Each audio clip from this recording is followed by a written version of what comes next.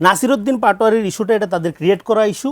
তারা যেহেতু তাদের কোনো রাজনীতি নাই, হাঙ্গামা তৈরি করা, অস্থিতিশীলতা তৈরি করা, এগুলোর মধ্যে দিয়ে তাদের পলিটিক্যালি রেলিভেন্ট থাকার যে কুপ্রচেষ্টা, তারই একটা অংশ। হ্যাঁ, এখানে যদি কেউ কারো উপর হামলা করে থাকে, সেটা নাসিরউদ্দিন পাটোয়ারি হোক বা যেই হোক, পুলিশ তারা মামলা করবে, পুলিশ সেই অনুযায়ী ব্যবস্থা নেবে। না নিলে তারা রাজনৈতিক শক্তি, রাজনৈতিক দল হিসেবে তারা তাদের রাজনৈতিক কর্মসূচি বাস্তবায়ন করবে। কিন্তু এটাকে কেন্দ্র করে তারা যেই আপনার ফিকশন আটার চেষ্টা করছে, এবং আপনারা যেভাবে আলাপটা শুরু করলেন যে নুরুল হক নূরের উদাহরণ, তারপরে আওয়ামী লীগ, দেখেন ওই প্যারাডাইম থেকে বাংলাদেশ বের হয়ে গেছে। বাংলাদেশে একটা কনস্ট্রাকটিভ মোডে আছে।